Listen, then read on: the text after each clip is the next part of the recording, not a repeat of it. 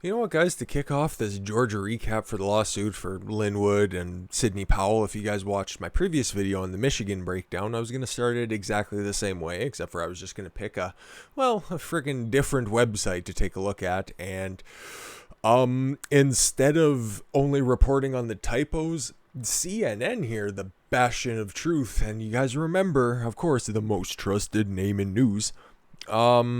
I don't see any mention of it whatsoever. The only thing that I see is probably a video I'm going to do tomorrow or Saturday about, one of Andrew Cuomo's stupid restrictions getting shot down, but, just by the skin of its teeth, if it wasn't for fucking stupid Chief Justice Roberts, who should be kicked in the nuts as penance for just being another one of those Bushite cucks, but that is neither here nor there. So, as you can see, the Hill only wanted to report on the sensationalist part of things about, oh my god, the typos, and we're going to see them, we're going to get them out of the way quickly, and then run over what they are suing for, what they have for proof, and what the conclusion of it is. It's going to look exactly like the first video there, so I do encourage you to watch that because we're going to break everything down a little bit more in depth over there. And this is just going to be a follow-up of what the differences are and what we got going down in Georgia specifically. And it's the bigger one of these lawsuits that Linwood and Sidney Powell have going on. This is a part of the Kraken strategy, and it always kind of makes me cringe a little bit. But speaking of cringe, we'll get off of CNN right now. We'll just fucking get right into it. In the United States District Court, Northern District of Georgia, Atlanta Division. Yeah, it's like, okay, whatever. If you guys want to fucking make a big fuss about that, well, this one was obviously just fucking pushed out there at the last second in order for it to meet the deadlines. I'm not too sure the deadlines in Georgia, but this had to be in there by a specific amount of time. And when it's 110 pages, is it 100? Yeah, 104 pages, sorry. I don't think it really needs a proofreader. You kind of understand that they aren't suing in the United States fucking territory of Guam. I don't think that there's a Georgia Atlanta division in fucking Costa Rica.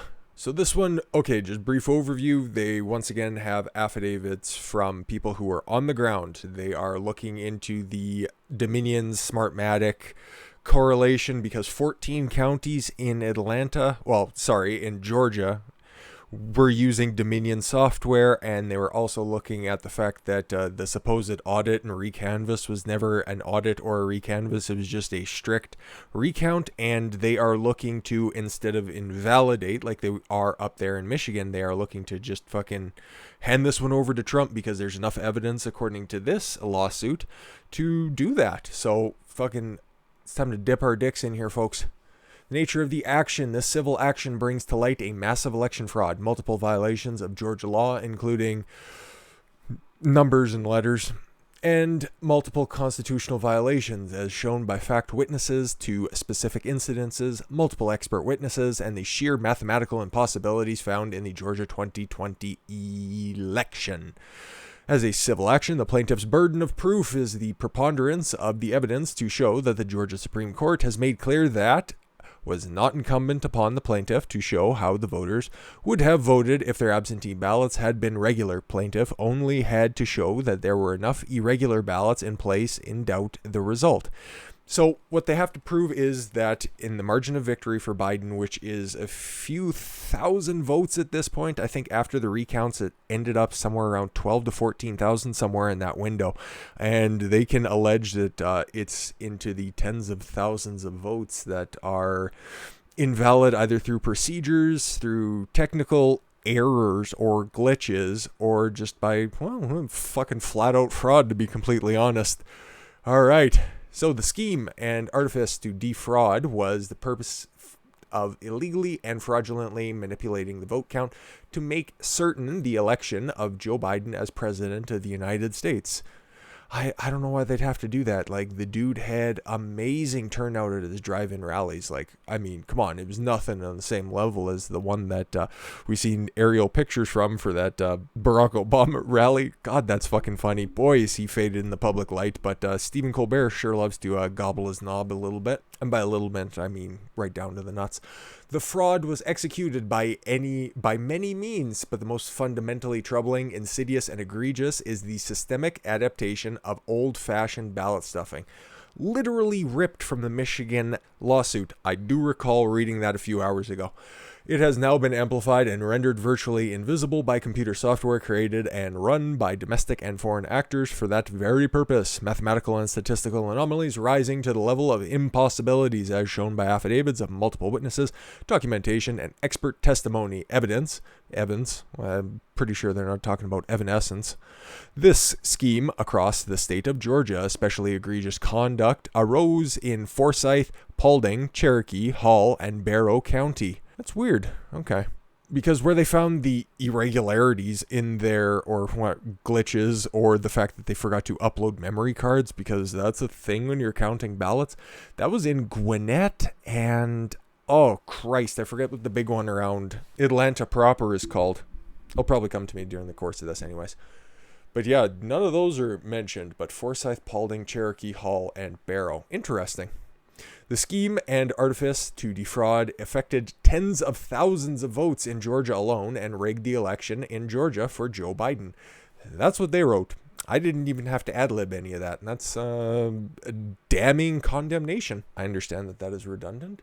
The massive fraud begins with the election software and hardware from Dominion Voting Systems Corporation, of course, only recently purchased and rushed into use by defendants Governor Brian Kemp's Secretary of State Brad Raffensperger. I'll keep pronouncing it differently because it is such a fucking goofy ass name. And Georgia Board of Elections, Sequoia voting machines, wait a minute, where'd those come from? Used in 16 states and the District of Columbia in 2006. Wait the fuck, what are we doing here? Wait a minute, it all wraps up here. Smartmatic, which has revenue of about $100 million, focuses on Venezuela and other markets outside of the US. Oh, why did this have to be page 4? Ugh. After selling Sequoia, Smartmatic's chief executive, Anthony Tony Magic, said he hoped Smartmatic would work with Sequoia on projects in the United States through Smartmatic wouldn't take an equity stake. There we go. See, it all wraps up. All of these businesses are eventually in bed with one another. It's like, do you really think there's a difference between the Mars Corporation and PepsiCo? Like, just fucking use your head a little bit. Like Johnson & Johnson and S.E. Johnson are just such big differences in companies. Smartmatic and Dominion were founded by foreign oligarchs and dictators to ensure computerized ballot stuffing, yada yada yada. Venezuelan dictator Hugo Chavez made the call in order to create the algorithms in order for him to never lose another election, because he was challenged on something constitutional to the Venezuelan constitution, nearly lost it, and wanted to ensure that that sort of situation would never happen again.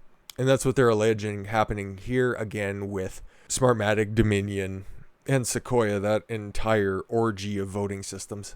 So they once again allege that these are very easily to hack machines, and that it just kind of picks up here with the new allegations. Indeed, under professional standards within the industry in auditing and forensic analysis, when a log is unprotected, it can be altered and no longer serve the purpose of an auditing log. So they can just kind of add shit and cover it up, and it becomes untraceable when there's no, fucking paper trail when it comes to some of these completely digital softwares that they can upload and then get rid of by just using a simple IO interface like we got here on Windows 10. It's just, a drag and drop delete file, and then it just gets fucking nuked from existence, if you could actually believe that. They are running on Windows 95 technology. It's, for the most important office in the entire world. Go figure. There is incontrovertible physical evidence that the standard of physical security of the voting machines and the software were breached, and machines were connected to the internet in violation of professional standards and state federal laws. There are there's witness testimony down there. We won't have to cover this because I'll cover this for you. And if you'd like to read it and make sure that I'm properly fact-checked, but I did read this before going overhand, and I've heard a bunch of breakdowns on it as well. Okay, the big claims that they're doing here specifically with Smartmatic, Dominion, whatever the fuck, Rosie from the Jetsons, whoever's counting the fucking votes down there in Georgia, is that these machines do not match serial numbers, okay? And they are coming in there unsealed. And yeah, like I was saying there, the serial numbers on the machines that they received don't match the ones that they were supposed to be getting. And any of the poll watchers who brought that up to their supervisors were just told to shut the fuck up and count the cocksucking votes because Biden's winning this. Fuck off.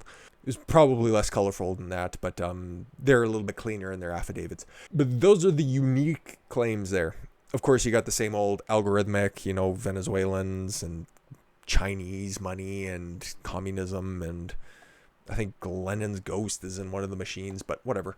Moreover, lies in conduct of Fulton County. That was the one I was thinking. Fulton County. Jesus. Should know that. Used to watch TBS all the time as a kid. Election workers about a delay in the voting at State Farm Arena and the reasons for its evidence the fraud. Or maybe events is a word. Could just be a formatting error. That's evidence of fraud. Specifically, video from the State Farm Arena in Fulton County shows that on November 3rd, after the polls closed, election workers falsely claimed a water leak required the facility to close. You guys probably heard about this. This dropped, like it said here, late in the day, and then that's when one of the first issues it was going to trigger everybody around the country is just going to go home. We're going to count this shit in the morning because Fulton County's flooded. Therefore, up there in Wayne County, they need to go home because they're tired, and over in Philadelphia, they got to go home because, I don't know, the Eagles are playing this weekend? I don't fucking know. But, as we found out, all poll workers and challengers were evacuated for several hours at about 10 p.m. local. However, several election workers remained unsupervised and unchallenged working at the computers for voting tabulation machines until after 1 a.m. And it's also alleged as the affidavit in this filing as well. Yeah, that water leak actually never happened. Nobody was ever called to fix it. It wasn't in the public records. Nobody from the city of Atlanta was notified about it. It was merely a work of fiction to get poll watchers the fuck out of the place.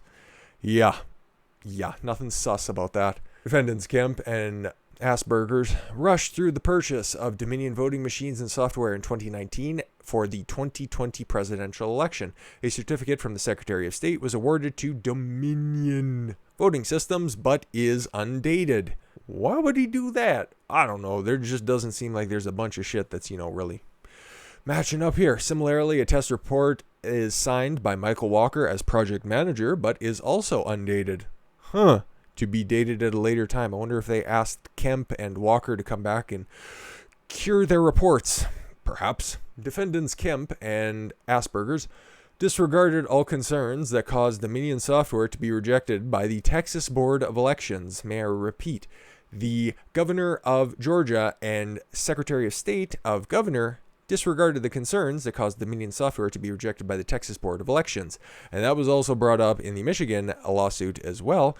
And because we know that somebody very close to Gretchen Whitmer used to work for her or got a job working for her because she used to work at Dominion and procured a $25 million contract for Dominion when she was working there. So, you just love to see corruption in real time, folks.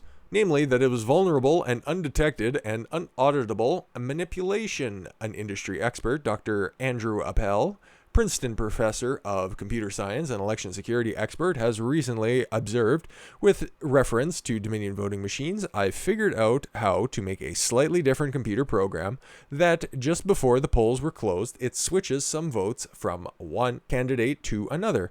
I wrote that computer program into a memory chip, and now hacking a voting machine, you just need 7 minutes alone with it and a screwdriver. I referenced that one in the Michigan lawsuit. It's in there as well, and there's the proof, guys. I don't just make this stuff up. I take my job very goddamn seriously. Mind the language. As explained and demonstrated in the accompanying redacted declaration of the former electronic intelligence analyst under the 305th Military Intelligence and Experience Gathering SAM missile system. The fuck? now it's getting military adjacent. This is awesome. System Electronic Intelligence, the Dominion software, was accused by agents acting on behalf of China and Iran.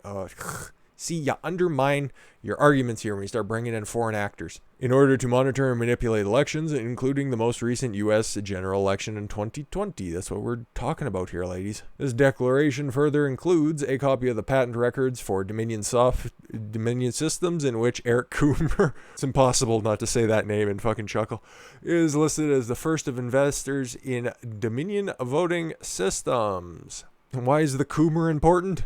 Well, he is a vehement anti-Trumper, and he has a bunch of social media posts that said, Trump will not win, we have fucking taken care of that.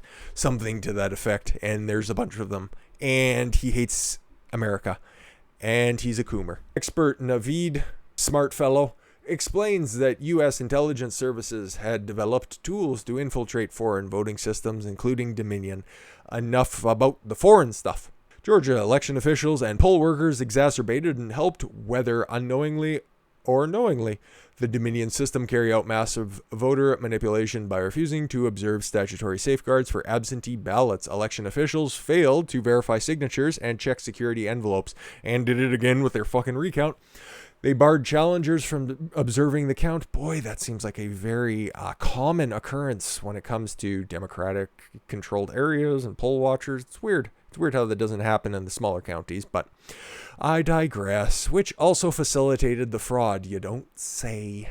Expert analysis in the actual vote set forth below demonstrates that at least 96,600 votes were illegally counted during the Georgia 2020 general election. That would be just about 8 times more than what Trump would need to flip Georgia. So, all of the evidence and allegations herein is more than sufficient to place the results of the election in doubt. More evidence arrives by the day, and discovery should be ordered immediately. So this is just based on the preliminary findings that they have, based on the evidence that they have, or the affidavits that they have, rather, and the expert testimony that can go in and prove, like if they wanted to bring in one of these Dominion software machines, and the expert who is testifying that he can go in and hack the machine in 7 minutes or less with only a screwdriver, that should be enough to send this to court. And then when they get time for discovery, they can go in and dig in further, because they will be guaranteed that their efforts will actually go to court and not be for, naught. So now we're just going to touch on a couple of the affidavits that are in here and give you guys a different perspective of what's different in Georgia as opposed to what's happening in Michigan. And then in a couple days, once the Pennsylvania stuff comes out, then what's going to be happening in Pennsylvania. But you're eventually just going to see that all of this shit kind of looks a little bit coordinated. But here we go. Yet another affiant in the recount process testifies that, oh my brother, that he received pushback. If you get that, feel free to drop a D1 in the comments. Father, something wrong when he pointed out failure to follow the rules with the observers while opening mail-in ballot recounting was occurring, stating, however, as an observer, I observed that the precinct had 12 counting tables, but only one monitor from the Republican Party. That would be tough to view. I brought it up to Erica Johnston, since the recount rules provided for one monitor from each party per 10 That still sucks a dick. It should be one per. I'd be willing to probably submit to one poll watcher per 2 tables. Somebody who could just go back and forth or look side to side. 3 maybe, but no more than that. 10? Seriously? Unless they're like little picnic tables. I wonder if they serve tea. Another affiant explains a pattern of behavior that is alarming. Do without the theatrics here, kids. In his position as an observer in the recount on absentee ballots with barcodes, he testified, I witnessed 2 poll workers placing already separated paper machine receipt ballots with barcodes in the Trump tray, placing them into the Biden tray. So taking Trump votes that were verified and just putting them in the Biden pile. What the fuck's the problem? I already counted them. I just put them in the wrong place. Nothing I could do about it. Human error, right, guys? I also witnessed the same 2 poll workers putting already separated paper receipt ballots in the no vote or Jorgensen tray, which is, kind of the same thing, and removing them and putting them inside the Biden tray. Interesting. They took out all of the ballots out of the Biden tray and stacked them on the table, writing on the count ballot sheet.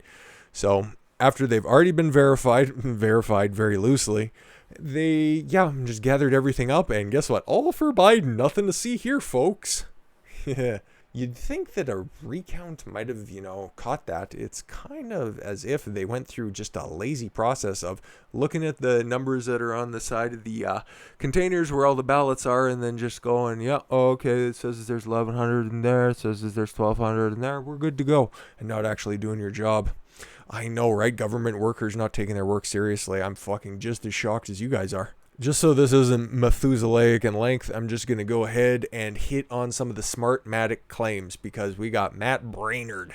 Regarding uncounted mail ballots based on evidence gathered by Matt Brainerd in the former of recorded calls and declarations of voters and analyzed by the plaintiff's expert William M. Briggs, Ph.D., he's smart then, shows based on statistically significant sample, SSS, that the total number of mail-in ballots that voters mailed in but were never counted have a 95% likelihood of falling between the 31,559 and 38,886 total lost votes. This range exceeds the margin of loss of President Trump of 12,670 votes by at least 18,889 lost votes, and by as many as 26,196 lost votes. There's claim number one, and there's more evidence up there in the affidavits if you guys would like to read that as well. Plaintiff experts also find that voters received tens of thousands of ballots that they never requested. Specifically, Dr. Briggs found that in the state of Georgia, based on the statistical significant sample, again with the alliterations, the expected amount of persons that received an absentee ballot that they did not request ranges from 16,938 to 22,771. This range exceeds the margin of loss for same numbers. This widespread pattern, as reflected within the population of unreturned ballots analyzed by Dr. Briggs, reveals the unavoidable reality that, in addition to the calculations herein, third-party votes, an untold number of unlawfully acquired absentee or mail-in ballots, which could not be the database of the unreturned ballots analyzed here. These unlawfully voted ballots prohibited properly registered persons from voting and reveal a pattern of widespread fraud down ballot as well.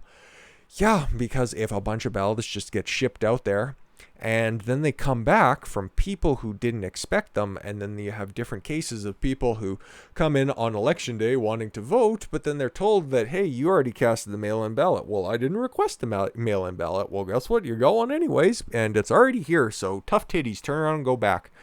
Huh? Yeah, that's been the entire theme of this election so far. Huh? Followed by, oh fuck. Further, as calculated by Matt Brainerd. Oh, we could take care of it right here in Brainerd.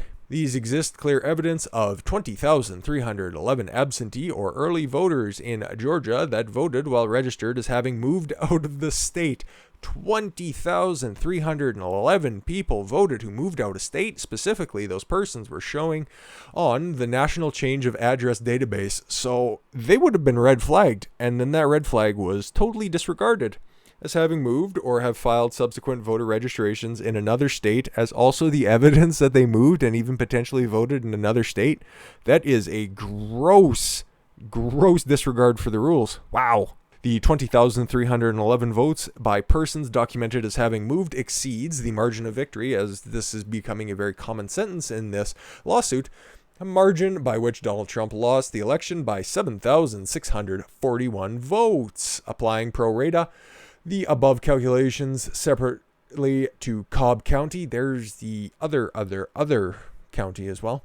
Based on the number of unreturned ballots, the range of 1,255 and 1,687 ballots ordered by third parties, and a range of 2,338 and 2,897 lost mail-in ballots, plus 10,684 voters documented in the NCOA as having moved, for a combined minimum of 14,276 missing and unlawful ballots and a maximum of 15,250, nice even number, missing and unlawful ballots, which exceeds the statewide presidential race total by a margin of as few as 1,606 ballots and as many as 2,580 in the county of Cobb alone, impacting the Cobb County Republican Party. That's significant because there would have been House races at the federal and at the state level that would have been affected. So, more reason, even if you aren't on the side for President Trump, even if you just want to know if there's a legal election, and if you just aren't one of these Biden sycophants, which I don't think there are that many, partisan hacks. We'll go with that one. If you just aren't one of those fucking leftist retards, even more colorful, and you just want to win by any means necessary, yeah, there are a bunch of down ballot races that kind of mean a whole lot, even if it is just something as simple as fucking, I don't know, park comptroller. The scene for the expert analysis of Eric Quinnell, mathematical anomalies, further supported these findings when in various districts within Fulton County, such as vote gains that exceeded reasonable expectations when compared to 2016, and a failure to gain to be normally distributed, but instead shifting substantially toward the tail of the distribution in what is known as platycurix distribution. More of those things like we seen in the Michigan lawsuit where you had those huge spikes in the huge counties out there. So, yeah, it happens in a lot of places that magically shifted to Biden because he's just so goddamn popular. Now, I couldn't get to the conclusion before I read the thing here in total bold print. Russell Ramsland confirms that data breaches in the Dominion software permitted rogue actors to penetrate and manipulate in the software during the recent general election. He further concludes that at least 96,600 mail-in ballots, were illegally counted, as they were not cast by legal voters. And who is Russell Ramsland? That would be a dude who's an expert for the Brian Kemp and Brad Raffensperger side. Yeah, so if even he's saying some things a little bit sketch here, you gotta take the man at face value, right? So let's get into the wrap up here. Let's see what they're actually being charged with in this one. So count number 1. Defendants violated the election clause and 42nd United States Constitution subsection from 1983, the one that we referenced, of course, back then in the Michigan lawsuit. Plaintiffs reallege all preceding paragraphs as if fully set forth herein, because I just missed saying it so much in the Michigan lawsuit recap. The Electors Clause states that each state shall appoint in such manner as the legislature thereof may direct a number of electors for president. Articles 2, subsection 1, clause 2. Likewise, the Elections Clause of the United States Constitution states that times, places, and manner of the holding elections for senators and representatives shall be prescribed in each state by the legislature thereof. Plaintiffs have no adequate remedy at law and will suffer serious and irreparable harm unless the injunctive relief requested herein is granted. Defendants have acted, and unless enjoined, will act under the color of state law to violate the Elections Clause of the Constitution. Accordingly, the results of the President and Congress in the November 3rd, 2020 election must be set aside. So, if they don't think that this election was constitutionally adhered to, is going to be set aside. And that takes more electors away from Biden. I think he's sitting at what the media calls right now is about 306. So if you take the 20 out of Pennsylvania and the 16 out of Georgia, I think it's 16 in Michigan as well, we're starting to get under that 270. We are well under that 270. Sometimes math is hard when you've been talking all day. What's the second count, you ask? Well, the Secretary of State and Georgia counties violated the 14th Amendment to the United States Constitution. Denial of equal protection, invalid enactment of regulations affecting, observing, and monitoring the elections. So, based on the fact you wouldn't let people see what the fuck you were counting, looking like we're going to be getting rid of this motherfucker unless you want us to come back and do a re-audit, because that would be cool too. Or maybe just a re-vote if you think that shuffling in mail-in ballots that are unconstitutional is alright, then fucking do a runoff at the same time you're going to be doing that Senate runoff. Maybe. Who knows? Let's see. Plaintiffs have no adequate remedy at law and will suffer serious and irreparable harm unless the declaratory and injunctive relief requested herein is granted. Indeed, the setting aside of an election in which people have chosen their representative is a drastic remedy, and that should be not to be undertaken lightly, but instead should be reserved for cases in which a person challenging an election has clearly established a violation of election procedures and has demonstrated that the violation has placed the result of the election in doubt. Georgia law allows elections to be contested through litigation, both as in check on the integrity of the election process and as a means of ensuring the fundamental rights of the citizen to vote and to have their votes counted accurately, according to the Constitution of Georgia, subsection 21-2-520, etc.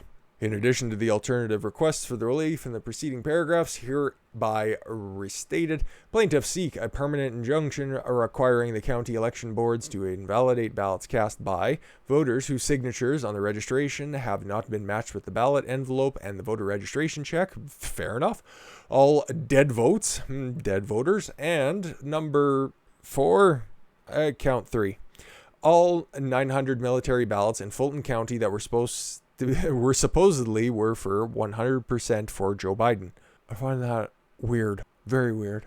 How about the third count, the 14th Amendment? Of course, denial of due process. Voting is a fundamental right, and by the 14th Amendment to the United States Constitution, the 14th Amendment protects the right to vote from contact by state officials, which seriously undermines the fundamental fairness of the election process. Marks v. Stinman and the Peter Griffin. No.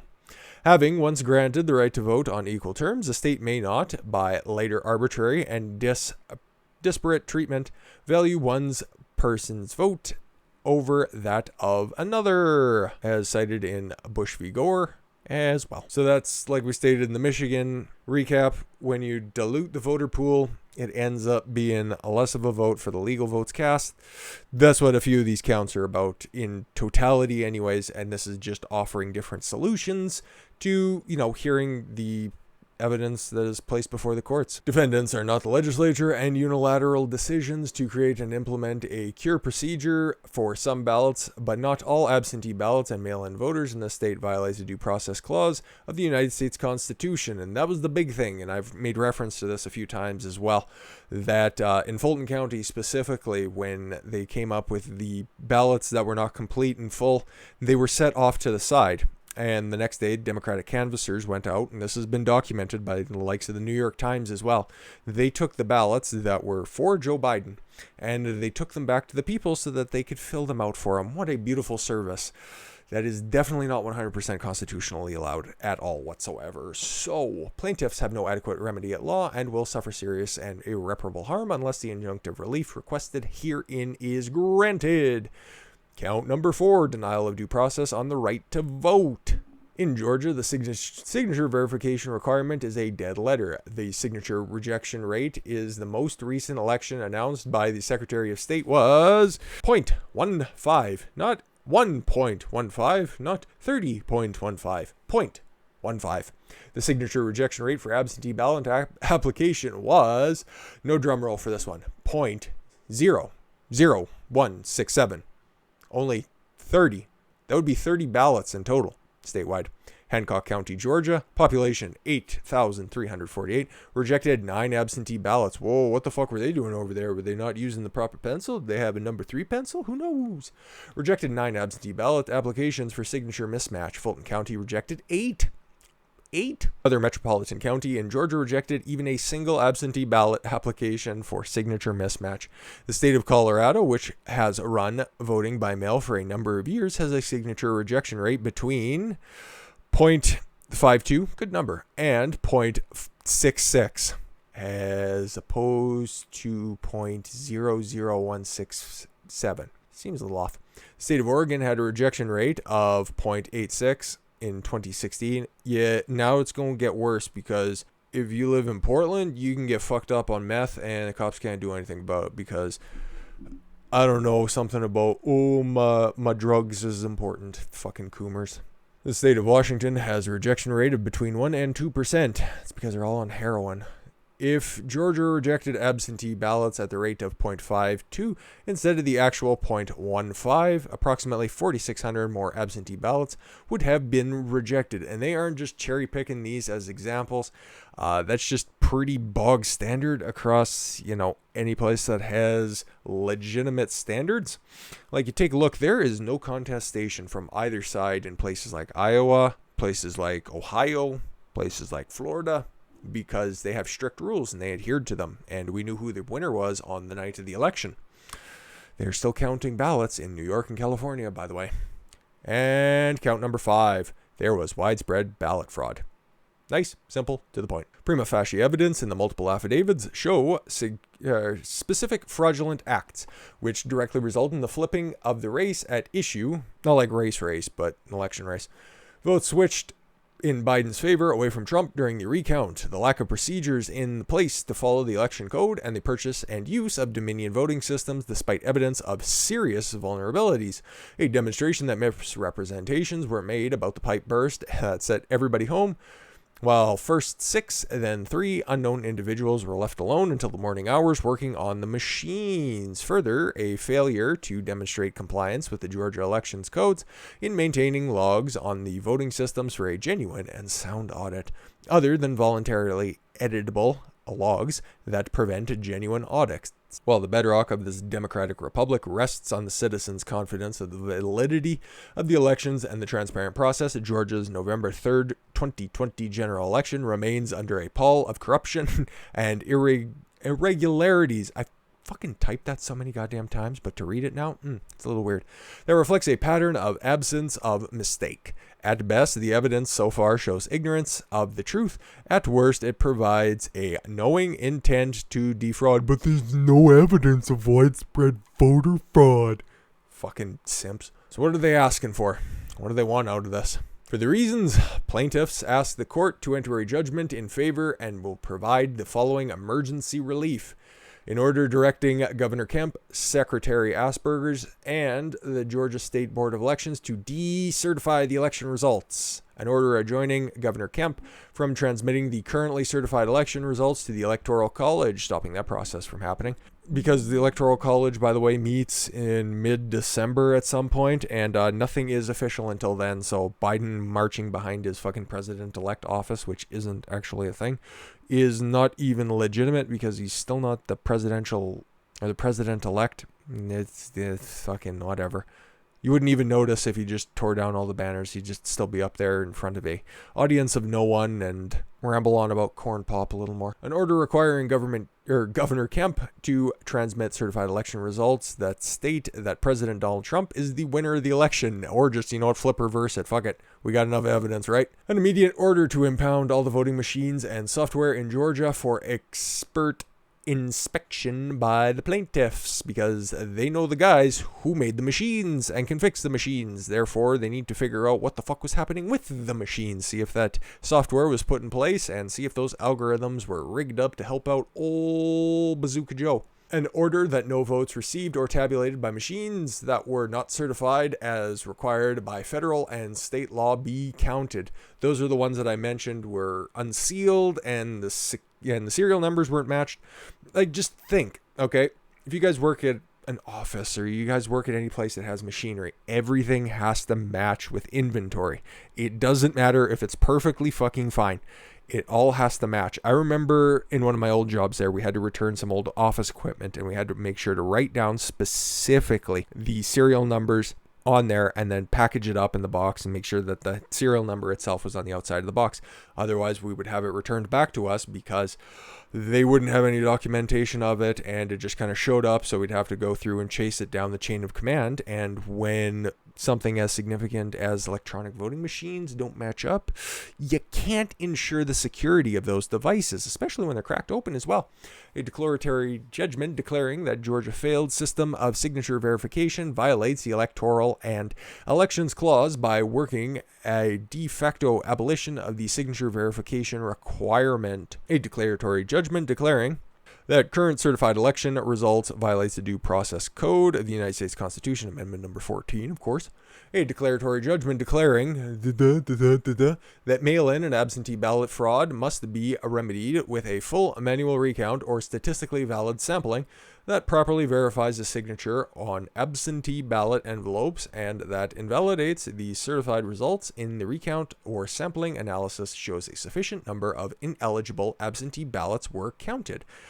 So far, all of this seems very, very reasonable, and it sounds like this is becoming a lot more of a systemic problem because, yeah, buddy, a lot of this is just retread of what's happening over there in Michigan, and probably what we're going to see a lot in Pennsylvania and Arizona, and, yeah, once again, back again with the Trump legal team up there in Michigan. So, oh boy, it's going to be tough. Oh, no, they're not going to Michigan. They're going to Arizona. Did I say Arizona? Because I meant Pennsylvania, Arizona. Yeah, in Michigan. Forgive me. Last page, guys. An emergency declaratory judgment that voting machines be seized and impounded immediately for a forensic audit. Sounds a little redundant based on one of those other claims, but yes, definitely. A declaratory judgment declaring absentee ballot fraud occurred in violation of the constitutional rights, election laws, and under state law. A permanent injunction prohibiting the governor and secretary of state from transitioning the currently certified results of the electoral college based on overwhelming evidence of election tampering. Immediate production of 36 hours of security camera recording. This is key of all the rooms used in the voting process at the State Farm Arena in Fulton County, Georgia from 10 a.m. to 3 a.m. until 6 p.m. on November 3rd to see what the fuck those 6 people were doing in the middle of the night after the pipes burst. Plaintiffs further request the court grant such other relief as in just and proper, including but not limited to the cost of the actions. They are grabbing the fucking bag, and that is it, guys. Because, yeah, same people on here. Sidney Powell, Ellen Wood, a German fellow, and yeah, I don't know about you, but if you guys want to read through the 104 pages, by all means, all the affidavits are in there. It's damning. It hits on a bunch of different levels. It hits on expert testimony. It hits on eyewitness accounts and reiterates all the stuff that they've been saying for a long time. Poll watchers were not allowed to see the counts. They were forced to stand 25, 40 feet away. They were not allowed back in. And, yeah, Dominion seems like they were doing some really fucking shady shit, especially with those compromised machines. Like, why would anybody, I know why they would let them in, but anybody who wanted an honest election, why would they let that stand? It begs to reason, but I think we're eventually going to come out on the other side of this and realize that a bunch of these states weren't exactly on the up and up and may or may not have had an agenda with a certain Biden guy coming out on top of this one. But the only thing that old bastard's going to be coming out on top of is the nursing home up there in Delaware where he can spend out the rest of his days, where he doesn't have to make such tough decisions like what kind of socks is he going to wear that'll encourage the journalists to write a fluff piece. Ugh. Maybe I'll get around to that one day, but yeah, they actually wrote a fluff piece about Joe Biden's fucking sock choice one day because that's what H.W. Bush was apparently known for. Ugh, it makes me physically ill just to talk about it. But yeah, that's a wrap up on this lawsuit. Hopefully it gets to the courts. It should get to courts because there is dozens of affidavits. There is expert testimony on both sides of the aisle.